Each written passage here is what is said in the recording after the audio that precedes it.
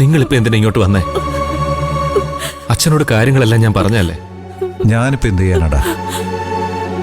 നിന്നെ കാണാതെ നിന്റെ അമ്മ ഒരു തുള്ളി വെള്ളം ഇറക്കില്ല എന്ന് പറഞ്ഞ എനിക്ക് കൂട്ടിക്കൊണ്ട് വന്നല്ലേ പറ്റൂ.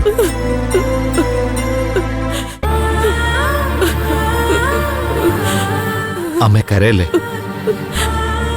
ഞാൻ കൊലക്കുറ്റമൊന്നും ചെയ്തിട്ടില്ല. അവൻ ജീവിച്ചിരിപ്പുണ്ടെങ്കിൽ പോലീസ് കണ്ടുപിടിച്ചോണ്ട് വരും. എന്നാലും നിന്നെ ഈ നിലയിൽ എനിക്ക് കാണേണ്ടി വന്നല്ലോ മോനെ. ഒരമ്മയ്ക്ക് ഇതൊന്നും സഹിക്കാൻ പറ്റില്ല. അച്ഛാ, അമ്മയും കൂട്ടി പൊയ്ക്കോ. ഇനി ഇവിടെ നിൽക്കണ്ട. അഡ്വക്കേറ്റ് സ്റ്റീഫൻ കാലിക്കറ്റിൽ നിന്ന് വന്നുകൊണ്ടിരിക്കുന്നതേ ഉള്ളൂ. അദ്ദേഹം കോടതിയിലേക്ക് എത്തൂ. ഇവിടെ ജൂനിയറെ അയക്കാന്നാ പറഞ്ഞിരിക്കുന്നത്.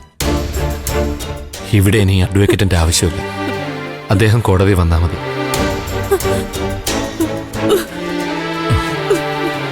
എടി, ഇങ്ങനെ കരഞ്ഞ പോലീസുകാർ ഇവിടെ നിൽക്കാൻ സമ്മതിക്കില്ല. ബാക്കിയുള്ളവരുടെ മൊഴി കൂടി എടുത്തിട്ടായിരിക്കും എന്നെ കോടതിയിൽ ഹാജരാക്കാൻ കൊണ്ടുപോകുന്നത്. പിന്നെ അച്ഛനും അമ്മയും കോടതിയിൽ വരരുത്. അപ്പോ കോടതിയിൽ നിന്ന് ജാമ്യം കിട്ടില്ലേ?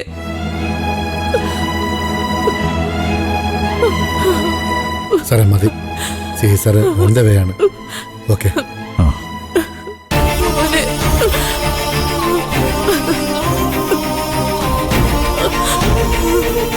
മോനെ, അപ്പൊ ഞങ്ങൾ പുറത്തുണ്ടാവും. അച്ഛാ, മാഷിനെ കാണണം. മറിച്ചൊരു തീരുമാനം എടുക്കരുതെന്ന് അദ്ദേഹത്തോട് പറയണം. സാവിത്രി, കരയല്ലേ? വാ ഇങ്ങോട്ട്.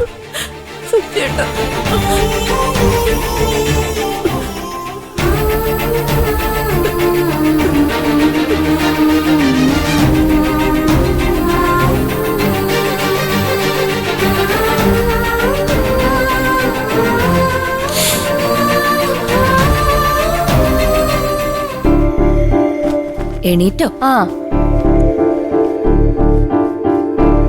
ചിരിച്ചേച്ചി, ചായ ഉണ്ടാക്കിയില്ലേ? നീ ഇപ്പൊ കുളിച്ചിറങ്ങിയല്ലേ ഉള്ളൂ. നിന്റെ ചായ അടുക്കളയിൽ എടുത്തു വെച്ചിട്ടുണ്ട്.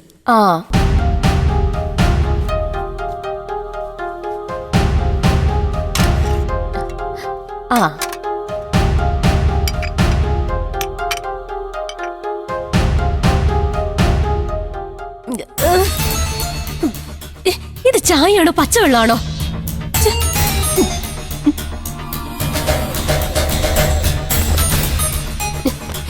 എന്റെ ചീരു ചേച്ചി, മനുഷ്യനെ കുടിക്കാൻ വേണ്ടി തന്നെയാണോ ചായ ഒഴിച്ചു വെച്ചത്? എന്തുറ്റി? ചായ കൊള്ളല്ലേ? ഞാൻ കുടിച്ചപ്പോ കുഴപ്പമൊന്നും ഉണ്ടായിരുന്നില്ലല്ലോ. ചേച്ചി ചൂടോടെ കുടിച്ചു കാണും. രാവിലെ ഒരു ചായ ചൂടോടെ തന്നൂടെ ചേച്ചി? അതിന് നീ സമയത്തിന് എഴുന്നേറ്റ് വരണം. അല്ലാതെ നീ തോന്നുമ്പോ എഴുന്നേറ്റ് വന്നാ എനിക്ക് ചായ ഉണ്ടാക്കി തരാനൊന്നും പറ്റില്ല. ചേച്ചിക്ക് ഈ ചായ അപ്പൊ തന്നെ ഫ്ലാസ്കിൽ ഒഴിച്ചു വെക്കായിരുന്നല്ലോ. അത് നീ പറയണായിരുന്നു. നീ ഇത്ര ലേറ്റ് ആയിട്ട് എഴുന്നേറ്റ് വരുമെന്ന് ഞാൻ അറിഞ്ഞു.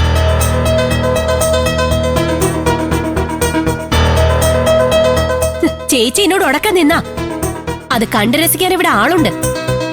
അതുകൊണ്ട് ഞാൻ കൂടുതലൊന്നും പറയുന്നില്ല. അല്ലെങ്കിൽ തന്നെ നീ എന്ത് പറയാനതേ? നീ ഇവിടെ സുഖവാസത്തിന് വന്നവളും ബാക്കി എല്ലാരും നിന്നെ സഹായിക്കാൻ നിൽക്കുന്നവരും ആണെന്നാണോ നിന്റെ വിചാരം? നിനക്ക് ചൂടോടെ ചായ കുടിക്കണമെങ്കിൽ നീ സ്വന്തമായിട്ട് ഉണ്ടാക്കി കുടിക്കണം. നിന്റെ കൈക്കും കാലിനും വയ്യായികയൊന്നുമില്ലല്ലോ.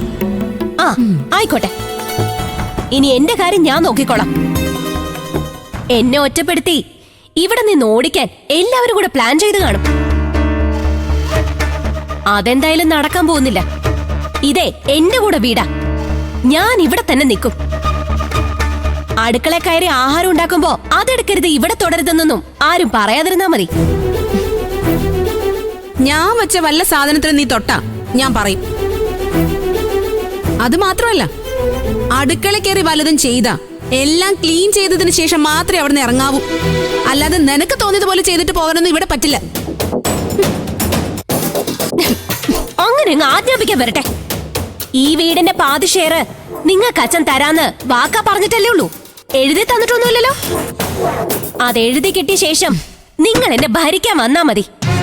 അതുവരെ എനിക്ക് നിങ്ങൾക്ക് ഇവിടെ തുല്യ അവകാശ. ദയ, നീ ഒന്നും മിണ്ടാതിരിക്കുന്നുണ്ടോ? നിങ്ങളല്ലേ തുടങ്ങി വെച്ചത്. ഡെലിവറി എടുക്കുമ്പോ എന്നെ കൊണ്ട് വലിയ പ്രയോജനം ഇല്ലെന്ന് തോന്നിയതുകൊണ്ടാവും അപ്പൊ അതൊക്കെ അങ്ങോട്ട് ചായ നോക്കുന്നത്. ആയിക്കോ. നിങ്ങൾ എല്ലാവരും ദയക്കെതിരെ ഒരുമിച്ചാലും എനിക്ക് പറയാനുള്ളത് മുഖത്ത് നോക്കി തന്നെ പറയും.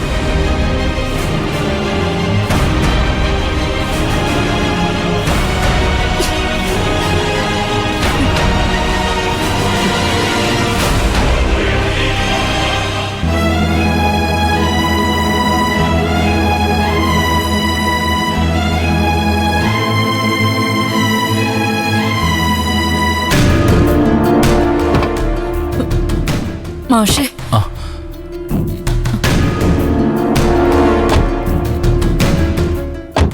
സച്ചി, മാഷേ, രാവിലെ പത്രത്തിൽ കണ്ടപ്പോഴാ ഗോകുല് സറണ്ടറായ കാര്യം ഞാൻ അറിഞ്ഞത്. മാഷ അവനോട് പൊറുക്കണം, ഞങ്ങളോടും. ഒന്നും മനഃപൂർവ്വം അല്ലെങ്കിലും മാഷിന്റെ കണക്കുകൂട്ടിൽ അവൻ തെറ്റിച്ചത്.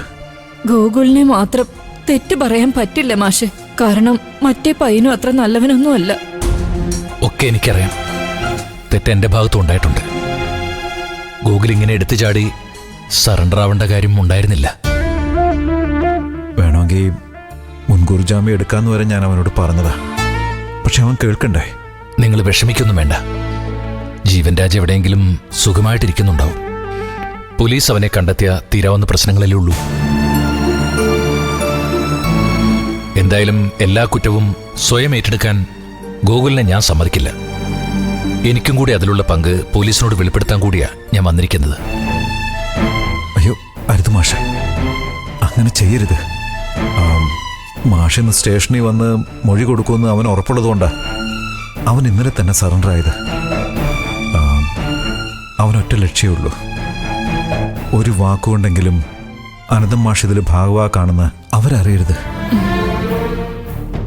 അങ്ങ് നല്ല ലക്ഷ്യത്തോടെ ഗോകുലിനെ വിശ്വസിച്ചേൽപ്പിച്ചൊരു കാര്യം അവന്റെ എടുത്തിയാട്ടം കൊണ്ടാ ഇങ്ങനെയൊക്കെ ആയിത്തീർന്നത്.